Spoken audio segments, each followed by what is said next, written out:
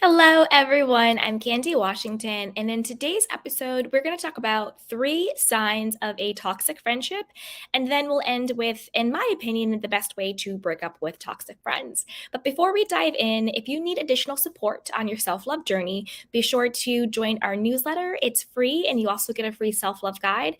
Check out all of our courses on manifestation, self love, and more. And also be sure to join our Patreon community. It has just launched, so we have a ton of goodies in that community as well. So, with that, let's dive in. So, the first sign of a toxic friendship is your entire friendship being founded upon negativity. That negativity can take the form of gossip, of drama, of putting other people down, complaining. So, if you are in a friendship with someone and the majority of the time you spend together, because we're human, right? Sometimes you're going to complain, sometimes you're going to vent, sometimes you're going to gossip, it's fine. But if the majority of the time it's just negative and it's an energy suck, that is a sign of a toxic friendship. So if you get together and you just gossip and you talk trash about everybody, or if there's always drama, some fight, or there's chaos or some type of crisis, of course that happens in life. But if it's a constant, if there is somebody who is always constantly in drama and bringing you along for the ride, that is distracting you from building and cultivating your own life. Drama is nothing but a distraction and an energy suck. Or if someone is constantly complaining, or they're a negative Nancy, or they don't really believe in the higher vision you have from yourself. If you go to your friend and say, hey, I want to start this business, and they kind of look at you like, well, who are you to start this business? Or, hey, I really want to start dating. Well, maybe you need to lose this weight before you go out into the dating pool, or blah, blah, blah. If the majority of the time that you spend with your friend, it's complaining, it's negative, it's gossip, it's drama, that is a toxic friendship. And that will just keep you distracted from enjoying and up-leveling your own life. The second sign of a toxic friendship is your friend emotionally abusive? We talk a lot about abuse when it comes to family. Did you have an abusive parent? When it comes to romantic relationships, did you have an abusive ex-boyfriend or an abusive ex-girlfriend? But we rarely talk about abusive friends. Friends can be physically, emotionally, financially, spiritually, mentally abusive. If every time you go out, does your friend expect you to pay for them? Do they borrow money from you but never give it back? That's financial abuse. Do they put you down? Do they embarrass you? All of that. Sorry, my phone just started, so let me just stop that real quick. Okay, there we go. Sorry, guys. Do they embarrass you? Do they talk about you? Do they leave you out of things? Do they make you feel bad? Whether you want to call it mean girl syndrome or quote frenemies, do they put you down? Do they bully you? Do they not respect your boundaries? All of that is signs.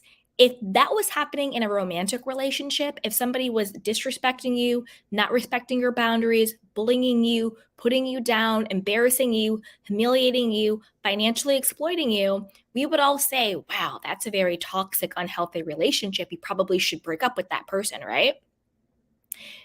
We need to apply that same philosophy and thought when it comes to our friendships. If you're being bullied, if you're being talked about, if you're being left out, if you're being abused, that is a toxic friendship and you need to break up with that person. Third, your friend and or your friendship group no longer inspires you, and there's also no aspirationalism either. There you go, guys. And let me break down what I mean by that. What I mean by inspire is, if you, like I said a little bit earlier, like say you go to your friends and you're like, hey, I have this great new idea. And they sort of like look at you like, yeah, right, you can't do that. Or do you want friends that inspire you? And you're like, yeah, girl, that's a great idea. Actually, I know this person who already does it. Let me connect you with that person. Or they can say, yeah, that's a great idea. If you ever want to brainstorm about it, let me know. Or I think it's great that you want to start dating again. What apps are you going to start to join? You know what? I could set you up on a blind date with my coworker. He's really great. Does your friend or your friend group inspire you? Do they pour back into you? Do they let you know that you can do it, whatever your dreams and whatever your goals are? Do they hold space for you in a self way? Do they just listen when you want to talk? Do they offer support? Do they inspire you? And then the second part is, do you aspire? ASPIRE. Do you aspire to be like your friend or to be like your friendship group? Do you aspire to have their type of relationships if it's romantic? Do you aspire to have, fulfilling careers if they have fulfilling careers? Do you aspire to have their type of lifestyle that they have? Where they live, how they live their life, what their values are, what they do. Do they go on vacations? Do they do philanthropy? Do they give back? Whatever it is. Do you aspire to be like your friends or your friendship group? So if you look around your friendship group or at your friend and you say, you don't inspire me, you don't support me, you don't build me up, you don't let me know that I'm validated in my self-belief. Of course, we get that through self-love too, but a part of loving yourself is surrounding yourself with people who pour back into you, right?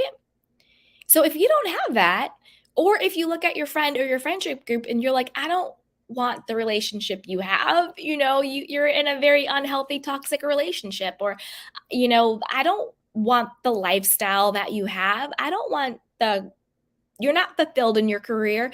And again, in certain cases, none of that means that your friends are bad people. You could be in a relationship that I don't want to have, and that person still be an amazing, wonderful person. What I am saying is, it's good to have friends in your circle or in your group that you're like, wow, I really want a relationship like that. I want a career like that. I want a lifestyle like that. I want a mindset like that you aspire to, that you want to be like, So those are really the three signs, the three basic signs of toxic friendships. The foundation is gossip and drama, complaining and negativity. It's emotionally, mentally, spiritually, financially, and even sometimes physically abusive. And you're not inspired or aspire to be like them. You're not being poured back into, which is really important with your friends and your support group, right? And to me, in my personal opinion, I think the best way to break up with that is the slow fade. Some people do cold turkey. Some people want to have closure and do let's get coffee and talk. And those are ways to do it too. But I think sometimes the easiest way, unless you think that the friendship is salvageable, if you actually want to save the friendship, then sure, maybe getting coffee and talking or a brunch and talking will work it.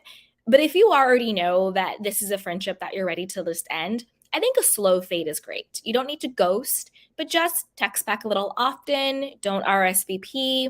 Just let it naturally fade out and run its course. I think that's sometimes the best way. And then during that time, find new friends, find new social groups that aren't based on drama. They're based on positivity, that inspire you, that pour back into you, and that are healthy and interdependent relationships.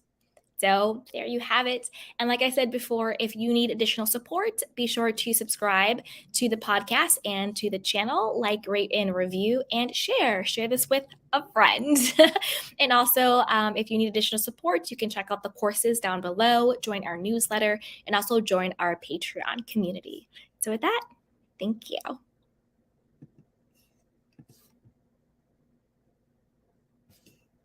Welcome to The Soft Life with me, Candy Washington, where we explore all things self-love, manifestations, and relationships with a cheeky dash of pop culture news.